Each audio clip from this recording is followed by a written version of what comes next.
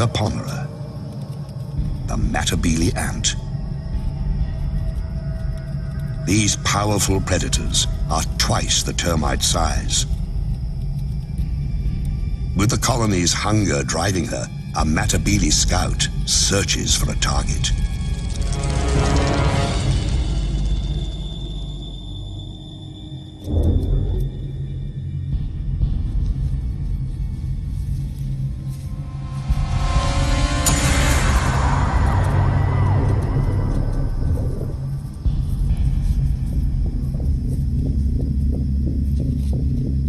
The termites know that shadow and what it means. War is coming. Soon. They can do nothing as the scout marks the target and a path to their home. The scout returns to the main force to recruit a raiding party from among her sisters at an abandoned termite mound the Matabele have commandeered.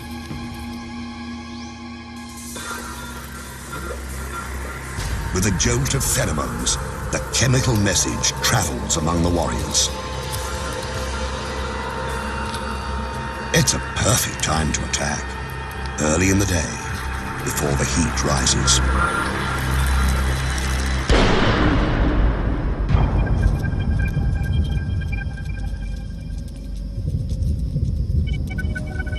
Matabele move out with the ominous, deliberate pace of a Roman legion.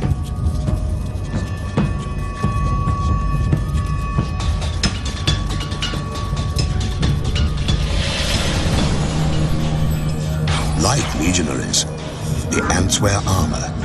Their exoskeletons can withstand all of the harshest blows. They sting with highly toxic venom. But their heaviest weapon is their jaws, able to rip opponents to shreds. A raiding force can consist of 600 ants.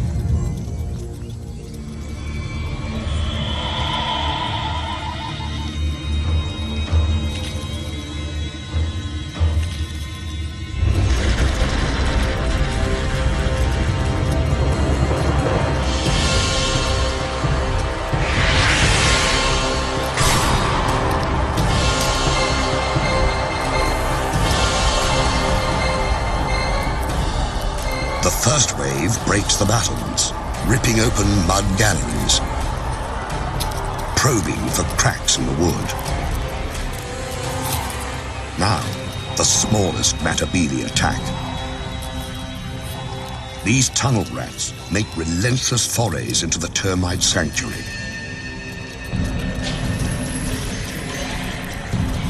Heavier troops, some more than 2.5 centimeters long, line up for the grisly harvest. It's the devil's buffet. All you can kill, all you can carry.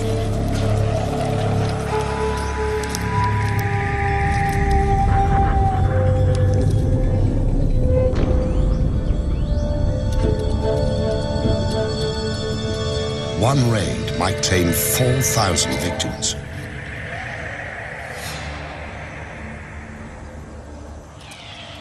When the Matabele have all the dead termites they can manage, they head home. In a single day, a Matabele colony might send out 3 or 4 such forces.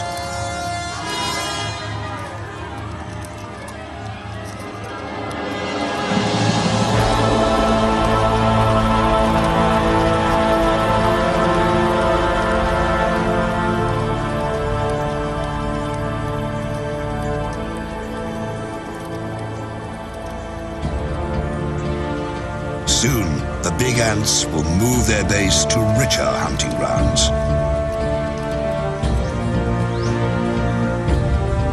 But today, their young will feast like kings, fattened on the spoils of war.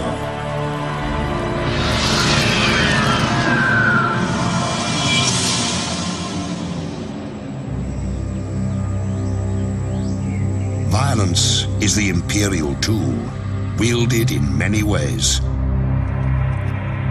Sometimes to disrupt, sometimes to control.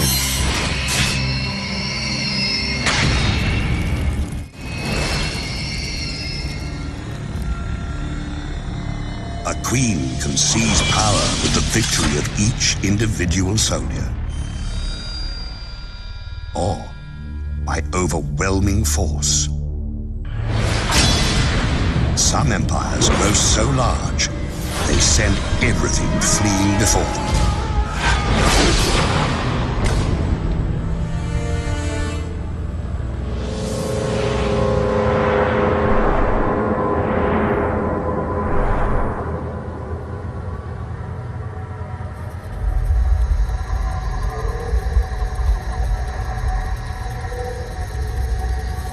In the Panamanian rainforest, Esitan, the army ant, rules its turf with massive numbers. Army ants travel in deadly columns, a lethal force ever on the move. But this is not an attack. These ants, 500,000 to 700,000 of them, have been marching all night, their young in tow. Theirs is a nomadic existence, embodied in their bivouac. Army ants are their own fortress, a living, breathing domain that travels on countless legs. And those legs are strong. One Esitan hanging by its claws can support another 100 ants. For a man to match that feat, he'd have to hold up 3 armored vehicles.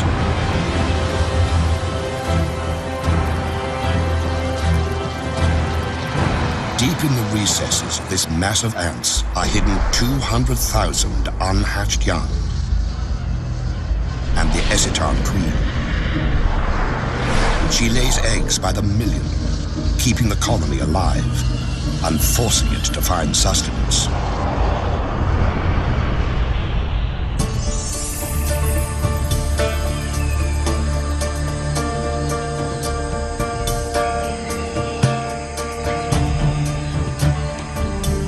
Dawn, and the bivouac stirs. After a night of stillness, the colony must feed. The meter-long mass of legs and feelers rouses itself into action.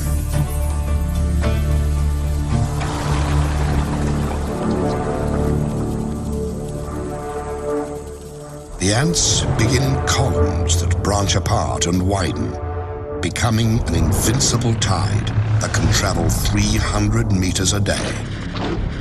It's called a swarm raid, and it consists of several 100,000 ants.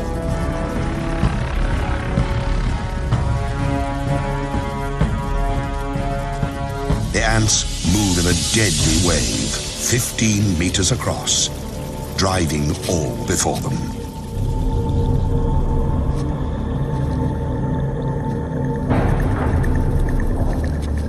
Those who fail to flee are doomed.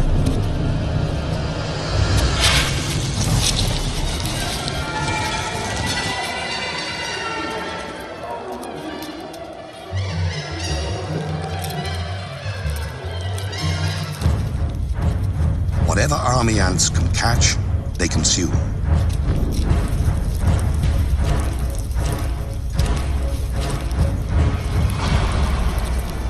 The attackers shred their prey so they can carry it back to feed the young.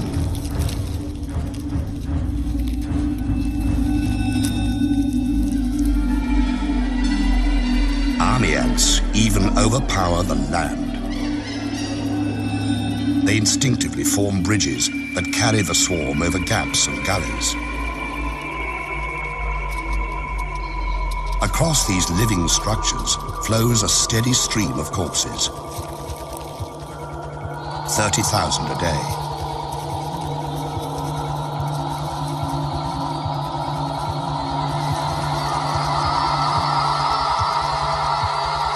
But army ants have enemies.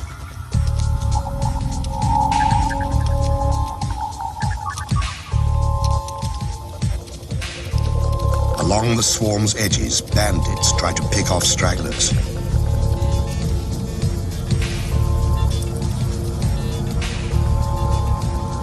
Paratrachina, or crazy ants, are the anarchists of the forest. Small, but highly organized, they are willing to do anything to grab a meal. Infiltrate, attack, abscond, whatever it takes.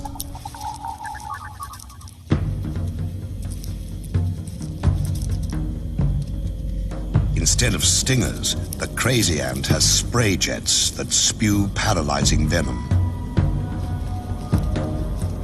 It lets the cruel little soldiers take down much larger opponents.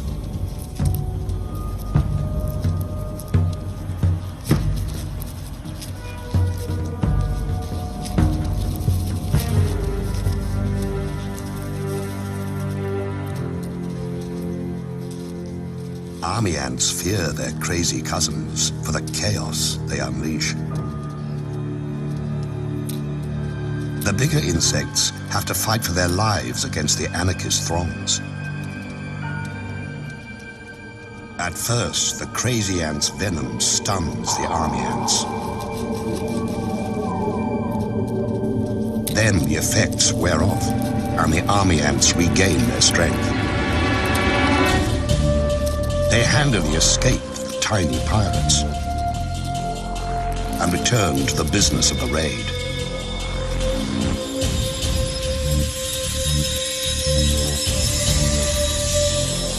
In a week, an army ant colony kills and eats 250,000 creatures.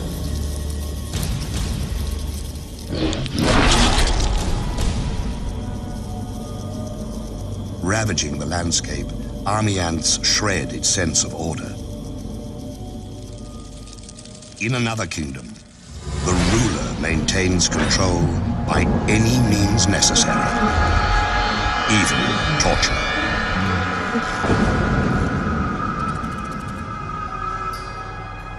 The Empress can afford to be gracious. She has enforcers to do her dirty work. Relentless surveillance and oppression of any who deviate from the rules. In the kingdom of Mellifera, order is the order of the day.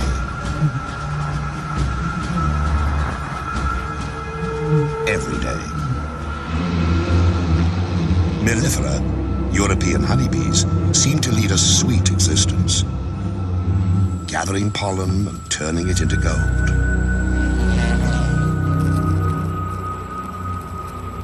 But beneath this bright image lies a dark reality.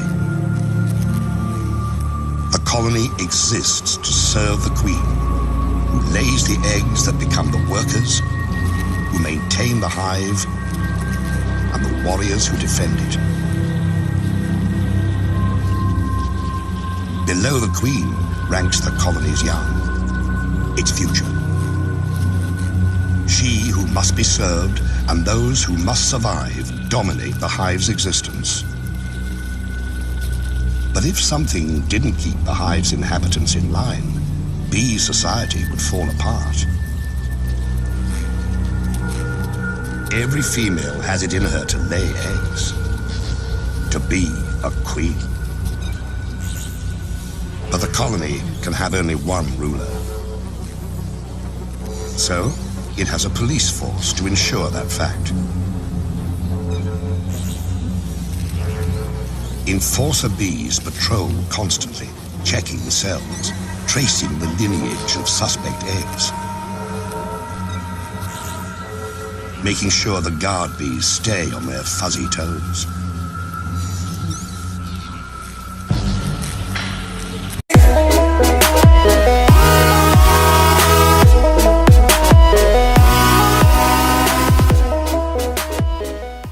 Revolutionaries. And in the hive, It takes very little to cross that line. All a rebellious female needs to do is lay an egg. By the regulations of the mellifera police state, that's a crime.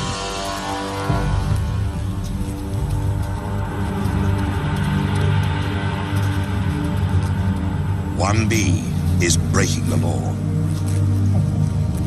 She deposits an egg in what she hopes is safety. If they thought they could get away with it, half the bees here would do the same. And the hive would fall into disarray.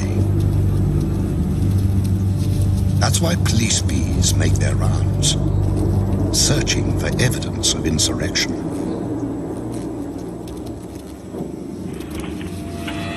And they find it. For them, an outlaw egg contains the seeds of a colony's destruction, and so it must be destroyed.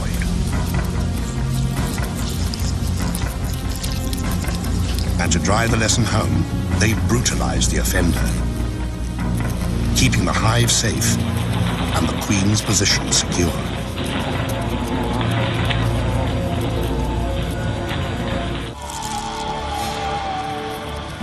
The natural order demands surrender.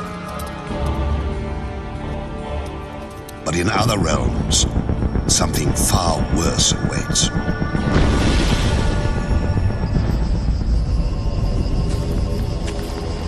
In the Imperial domain, it is not enough to rule. Others also must serve.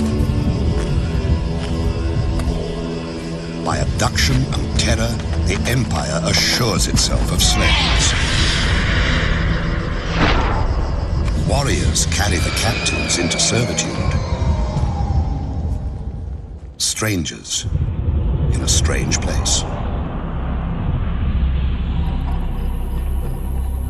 In Arizona, the kingdom of Polyergus needs its slaves.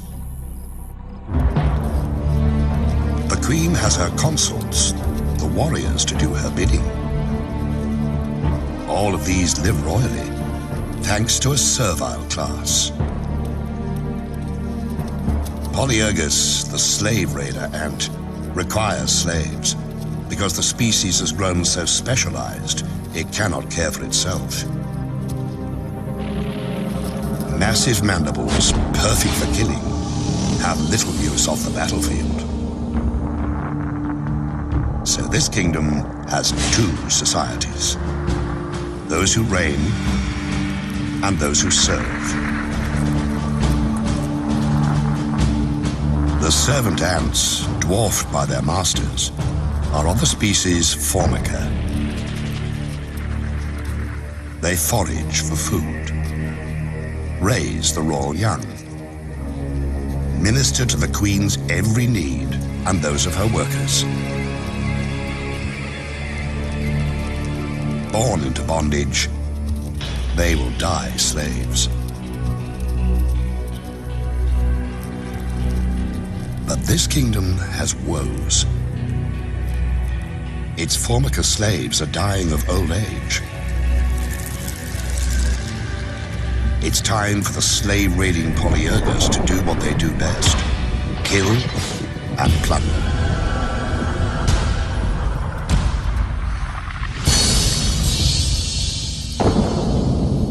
A scout has found a Formica nest. She enlists a gang of raiders. A roiling mass of red aggression, spoiling for battle. In an instant, they're off. 1,500 to 2,000 ants flowing across the terrain with a single purpose: seize slaves.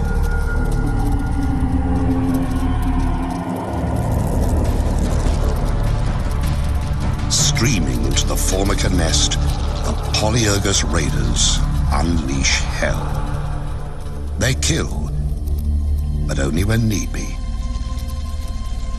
They've really come to steal the unhatched Formica young.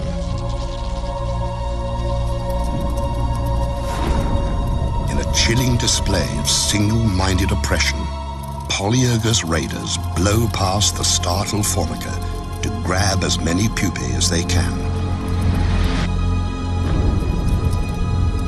It's not unusual for raiders to carry off 500 to 800 new slaves, decimating a colony.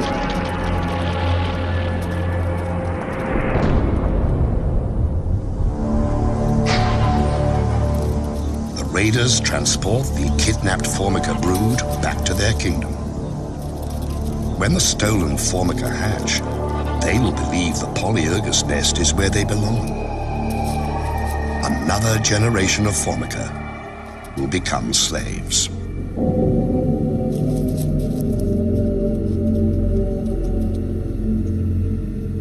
At the wrecked Formica nest, the queen roams amid the ruins, her offspring abducted and enslaved. She has been spared, but in other realms, innocents suffer unspeakable horrors.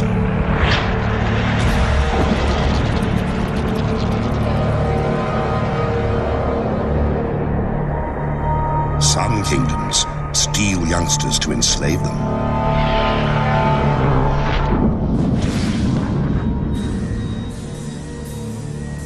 Others take no prisoners, slaughtering the defenseless to feed their own young. Winged horror has a name.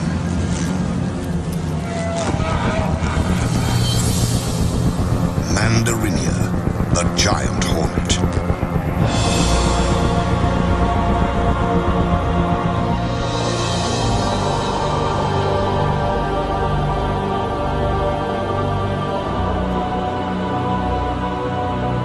Their reach extends across Japan.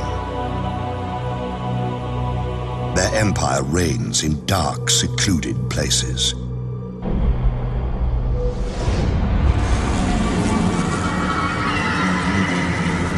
These hornets are at the peak of their powers. Their queen is vigorous.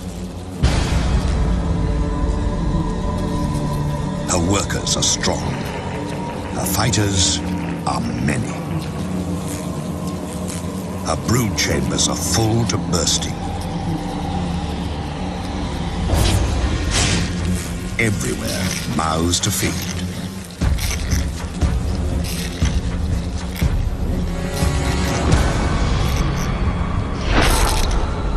Countless larvae signal their relentless hunger by scratching at the walls of their cells. The grating drives the adult hornets into action.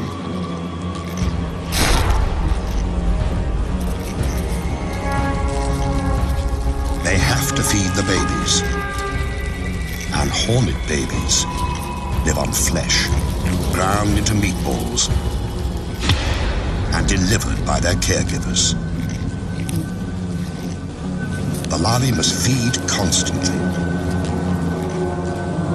So a single scout takes wing, ranging far afield to find fresh meat.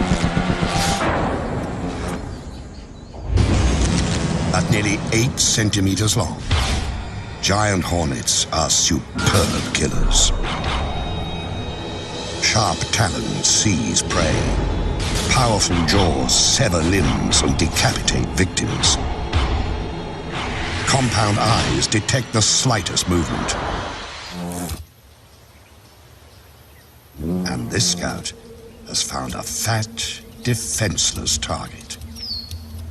A hive full of mellifera, European honeybees. The scout marks it with pheromones.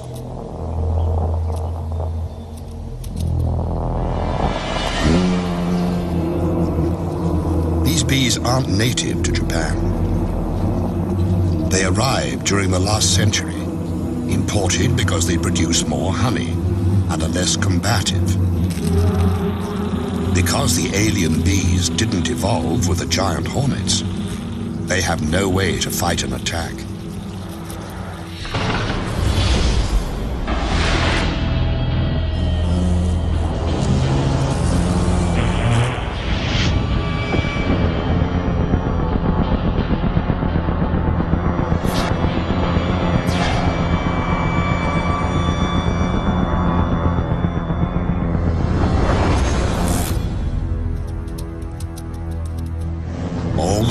bees know to do is mass at the hive entrance.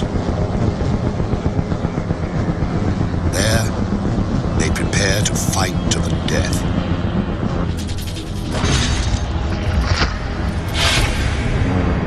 The hornets are 5 times the honeybee's size, and many times more willing to kill.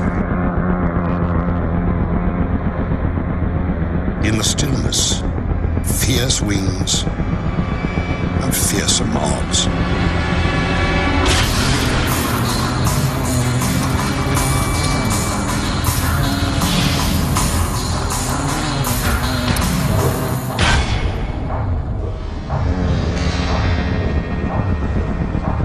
Valor has no place here, and yet the brave bees will not surrender or flee. They will kill a hornet or 2, but what is one dead hornet when so many live? Reveling as they do in the deaths of bees by the thousand.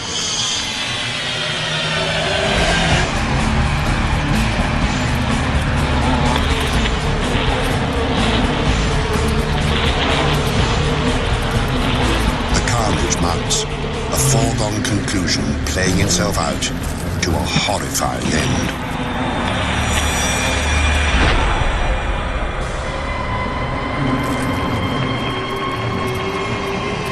In only hours, 20 or 30 hornets can wipe out a hive of 30,000 bees.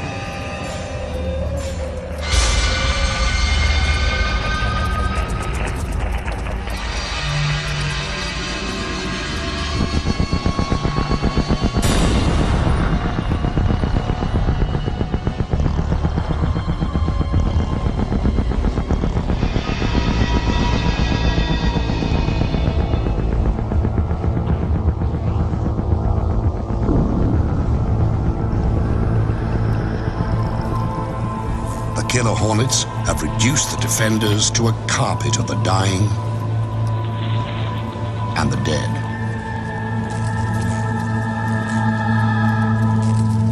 Now, they can rob at their leisure, sometimes for days. This bee colony is doomed, the victims left to rot. The raiders gorge on honey, even licking it from carcasses.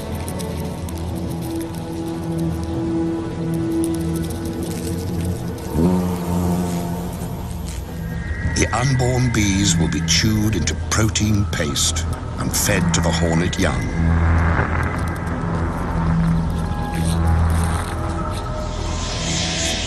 For every empire that seems invincible, there is an opponent able and ready to exploit an unexpected weakness.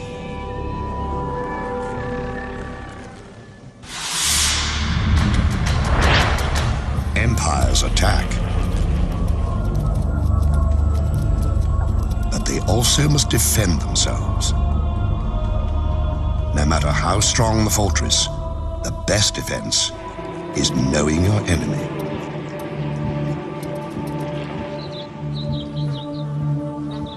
These bees have learned that lesson. For eons, they have thrived in the giant hornet's deadly shadow. The bees of Sarana know the giant hornets send scouts to find their hives. To survive, these Japanese honeybees must capture and kill the hornet scout.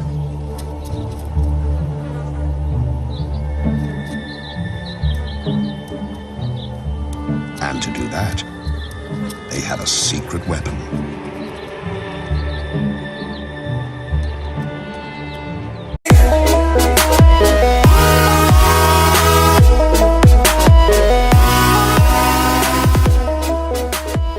The enemy at the gate, the soldier bees pull back slightly. Their waggling signals a sneak attack. They're enticing the hornet to enter their hive. When she takes a few sacrificial targets, the bees attack. In a horde, the defenders rush the Hornet Scout, enveloping her in a wave of bee bodies. But they don't sting. Instead, the bees crowd belly to belly against the invading beast. Vibrating their abdomens, they create a ball of heat that clasps the hornet at its livid core. It's a battle with narrow margins. The bees can stand temperatures up to 50 degrees. The hornet can only survive to 46. The temperature of the core, 47 degrees. For 20 minutes, the squirming orb presses onto its prey. Bees die. Others step up. If the scout escapes, all is lost.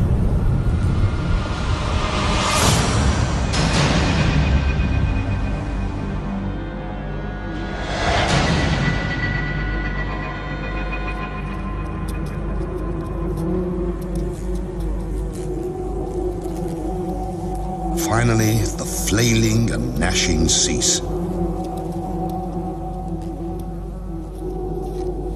This hornet won't reveal the secret of their hive's location. The bees have paid a price, but they've saved their home. Another kingdom fends off invaders with strong walls and a martyr's devotion.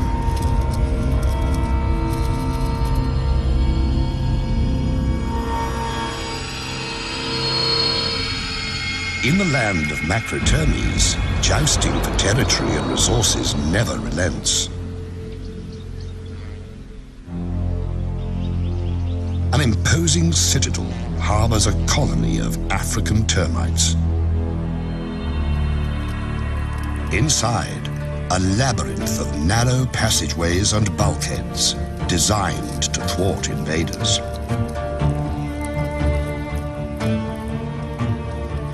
The termites are watchful, lest their citadel fall. But kingdoms' fates often are decided at their borders. A remote outpost can be all that stands between survival and the empire's collapse.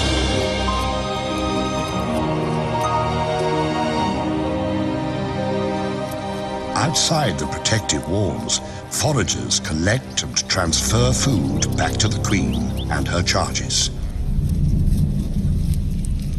They also watch for invaders. A Matabele scout appears. With their heads, termites send a subterranean alarm that ripples through the outpost.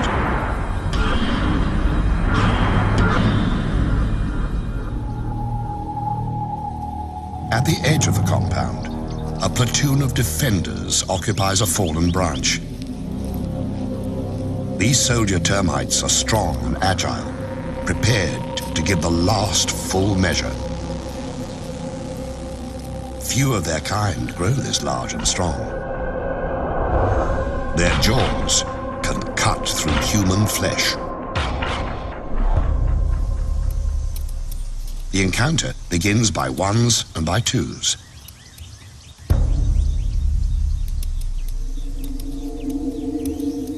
A raider infiltrates.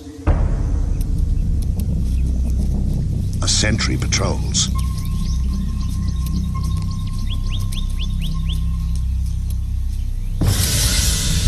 One death, and the battle is joined.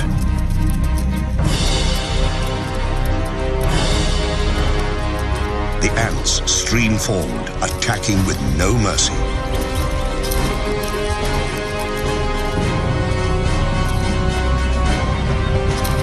Using their mandibles, The termites attempt a defense.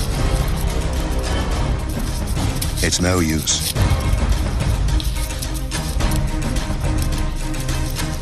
Some seek shelter, but there's nowhere to hide. Even the formidable termite guards are no match for the raiders' venomous stings, which destroy the termites' nervous system.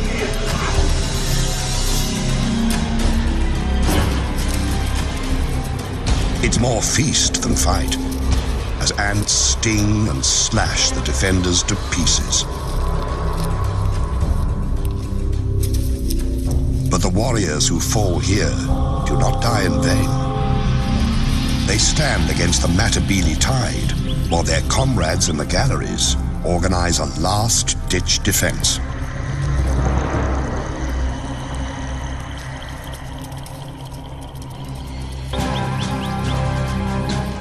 The termite colony is safe, but at a terrible cost. The departing ants carry off hundreds of termite corpses that will nourish the invaders.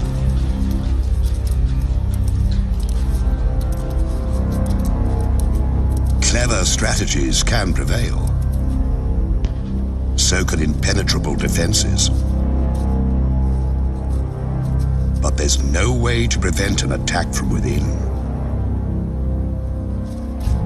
A kingdom's fate can turn in the blink of a treacherous eye.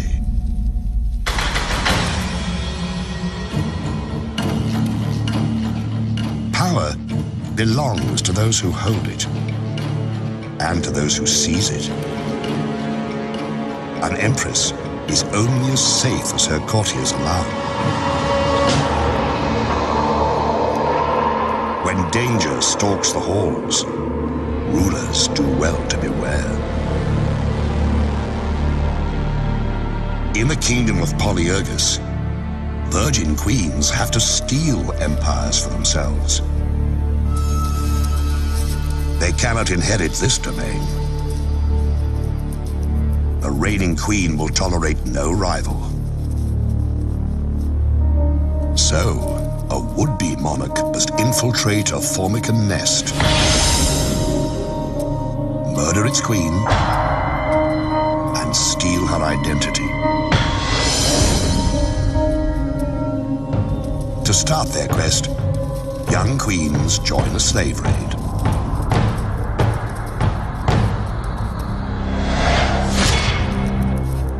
En route, they mate and shed their wings, a sign that they now bear the seeds of empire.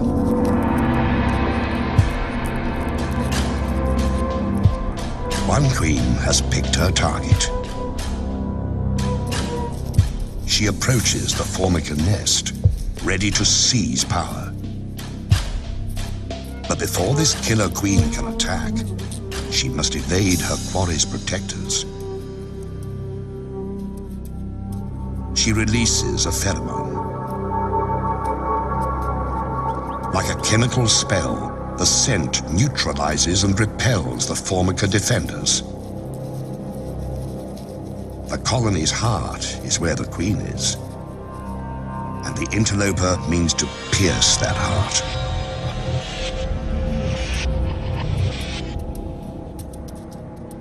She's fixed on her mission: assassinate the queen and take her place. The Pretender's sickle-shaped mandibles have one brutal purpose. When she confronts her rival, there's no hesitation. She savages her prey, not to eat her, but to steal her identity.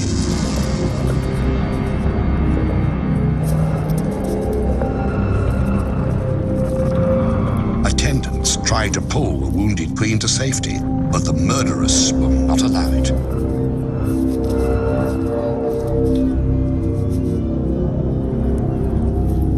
She laps up her victim's blood and rolls in her spilled fluids, thoroughly absorbing the monarch's essence. 'The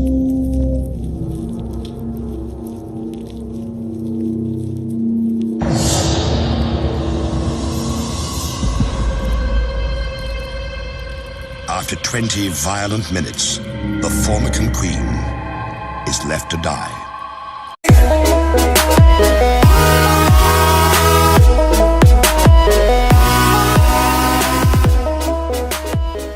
They sting with highly toxic venom, but their heaviest weapon is their jaws, able to rip opponents to shreds.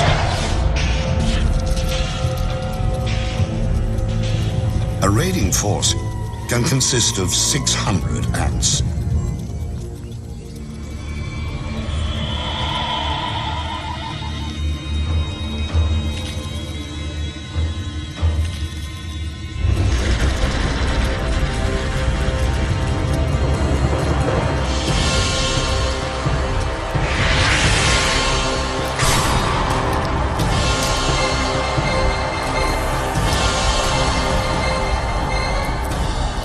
The first wave breaks the battlements, ripping open mud galleries, probing for cracks in the wood. Now, the smallest Matabele attack. These tunnel rats make relentless forays into the termite sanctuary.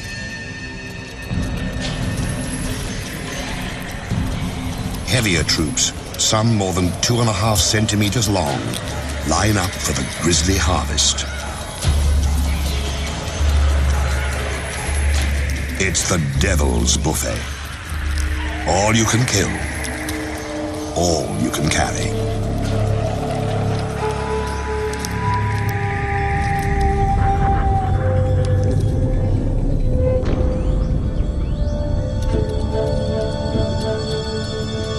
One raid might claim 4,000 victims.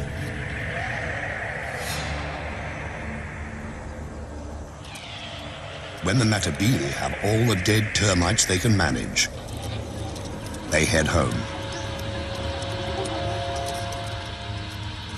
In a single day, a Matabele colony might send out 3 or 4 such forces.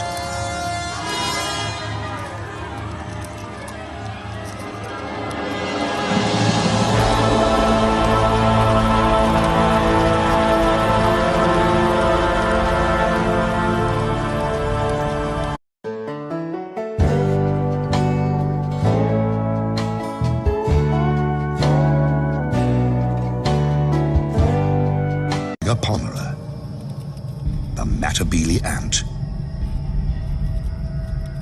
These powerful predators are twice the termite size. With the colony's hunger driving her, a Matabele scout searches for a target.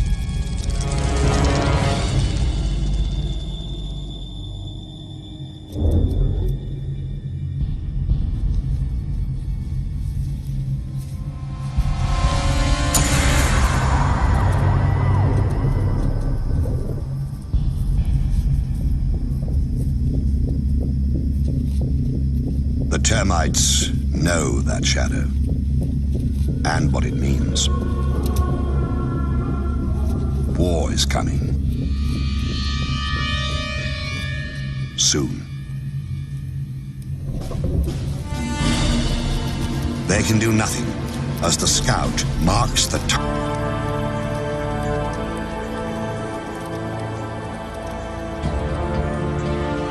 Soon, the big ants will move their base to richer hunting grounds. But today, their young will feast like kings, fattened on the spoils of war.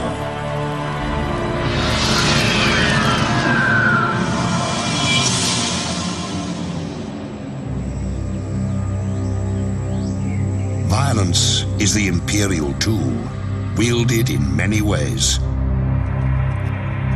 Sometimes to disrupt, sometimes to control.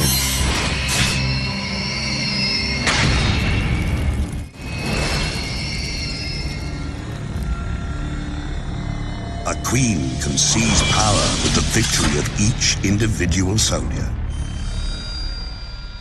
or by overwhelming force. Some empires grow so large, target and a path to their home. The scout returns to the main force to recruit a raiding party from among her sisters at an abandoned termite mound the Matabele have commandeered.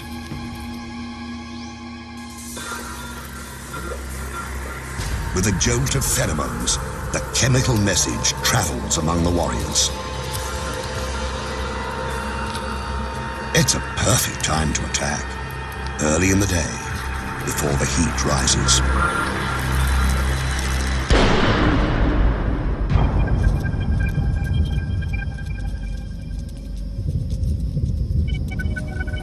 Matabele move out with the ominous, deliberate pace of a Roman legion.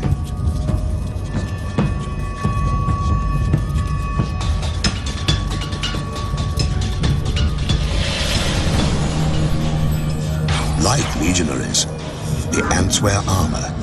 Their exoskeletons can withstand all but the harshest blows.